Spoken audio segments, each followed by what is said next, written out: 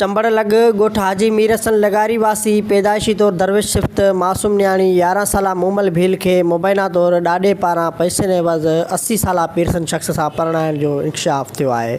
जॾहिं त अहिड़ो इंकशाफ कंदे संदसि माउ ऐं वालिद ईसा भील मीडिया आॾो दाईंदे चयो त ही छोकिरी जॾहिं 10-12 साल जी आहे उन सां वाक़ई ज़ुल्म आहे ऐं हुनजो जेको जो पीउ वञे थिएसि मूं 12 साल हिन खे निपाए हेॾी कई आहे, मूंखे जे मजबूरी हुजे आऊं ई खपाए छॾियां हा।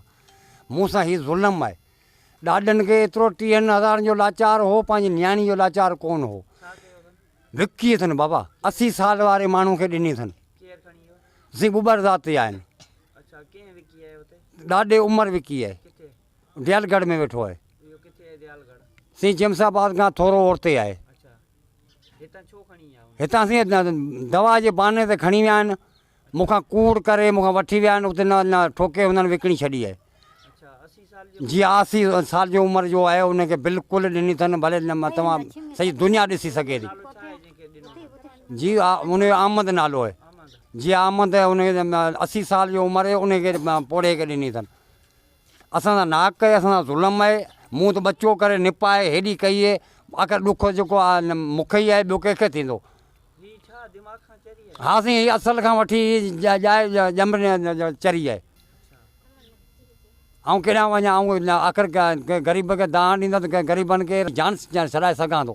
चरी दिमाग़ सां लथल आहे, हिन जो सफ़ा दिमाग़ सां लथल आहे। हिननि सां हनीफ़ शेख, उमर शेख, हिननि कोठे वञी ज़ोरा ज़ुल्मी वञी दवा जो बहानो करे, असीं दिमाग़ जी दवा था करायूं, बहानो करे हिन खे कोठे विया आहिनि। उते वञी 80 साल जी उमिरि जो वञी हिननि खे मुड़ुसु ॾिनो आहिनि, 30,000 वठी हिननि वञी पंहिंजा खाधा आहिनि। वीचारी न्याणी दिमाग़ सां लथल ॼाए ॼांपते जी माना ऐं पाणीअ असां सां जेको इंसाफ़ करिणो हुजे ना, असां सां करियो।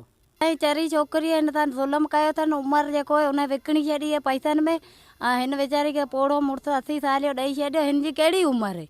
हाणे असांखां को न को कुझु वहिंवार करे ॾियनि, को न को इंसाफ़ करियो। हिन वीचारी सां ज़ुल्म कयो अथनि। हाणे हिन जी त तबियत बि सही कोन्हे, ठीकु कोन्हे, हाणे कुझु छा था कनि। मुंहिंजी थिए थी भाइटी, मुंहिंजे भाउ जी धीउ आहे।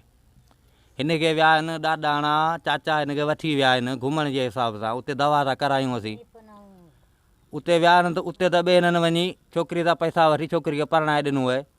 हिकिड़े आमद नाले सां 80 साल जो आहे, बबर ज़ात जो आहे। त हाणे असां सां कुझु इंसाफ़ थिए न।